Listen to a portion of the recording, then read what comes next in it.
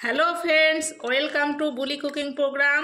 এই যে আজকে আমি আপনাদের সম্পূর্ণ অন্যরকমভাবে এই যে চিকেন রান্না করা দেখাবো।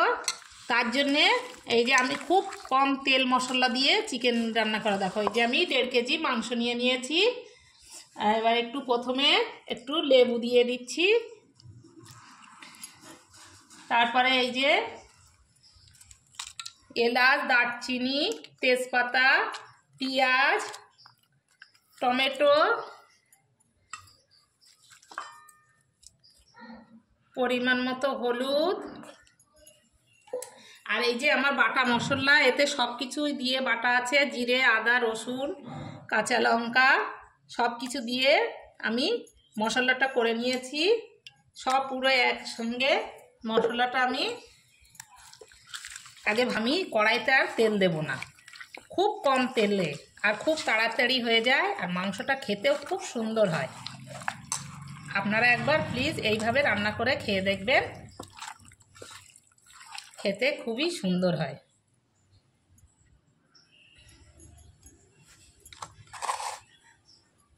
এই যে মাংসটা আমি কিছুক্ষণ এইভাবে ম্যাগনেট করে রেখে দিচ্ছি, তারপরে আমি চাপিয়ে দেব মাংসটা।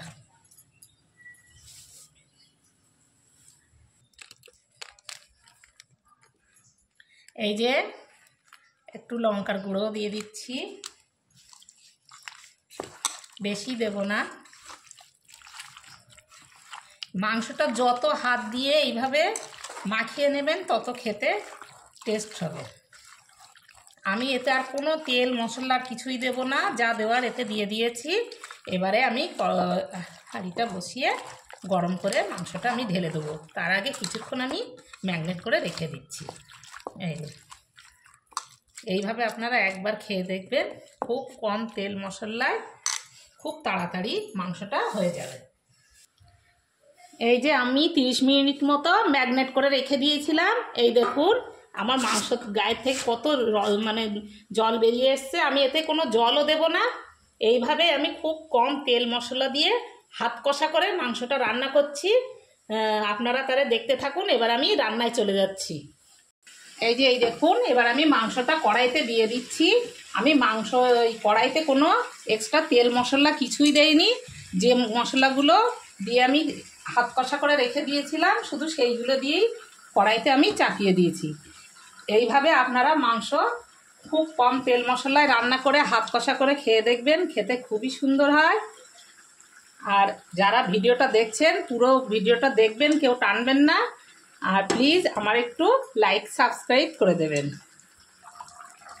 এই দেখুন আমার মাংসটা হয়ে গিয়েছে, কত সুন্দর কালার এসছে। দেখুন মাংসটা দেখতে কত সুন্দর হয়েছে। আমি কিন্তু এতে একটুও জল দেইনি। আমি যেভাবে করেছি আপনারা এইভাবে করে খেয়ে দেখবেন, এটা খেতে খুবই সুন্দর হয়।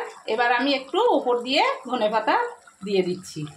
এটা খেতে এইভাবে মাংস তৈরি করে খেলে খুবই সুন্দর ভালো লাগে। আপনারা একবার এইভাবে প্লিজ তৈরি করে খেয়ে দেখবেন।